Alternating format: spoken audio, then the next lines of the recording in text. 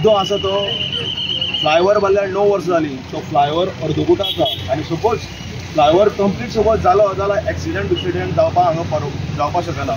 कारण पयर जस्ट पयर एक्सिडेंट जाले. जर फ्लायओवर आसलो तर भायल्या भायर गाडयो वयतल्यो. आतां ज्वारीचें उद्घाटन जाता आसतना आमचो गोंयचो प्रमोद सावंत तेणें म्हणलें 150 कोटी जाय म्हणून कंप्लीट करपाक. आतां 150 कोटी तो सेंट्रलाच्यान ताका जाय. हांव गोंयच्या गव्हर्मेंटाक सांगता तुमी 150 कोटी घेयात आनी मोडात तुमचे आनी मागीर सेंट्रल गव्हर्मेंटा कडल्यान तुमी पयशे घेयात. पुरकी लोक येता पुरकी व्हेकल येता पळय तांकां कितें हांगासर कशें जंक्शनां मोडप म्हणजे वळप तें कळना. कारण गुगल लोकेशन जेन्ना अमित शाह हांगा येयल्लो तेन्ना गुगल लोकेशनाचेर मागीर डायवर्शन केल्लें आसा तें आजून पर्यंत अपडेट जाल्लें ना. ताका लागून गाडी ओवर स्पिडीन येता आनी हांगा एक्सिडेंट जाता.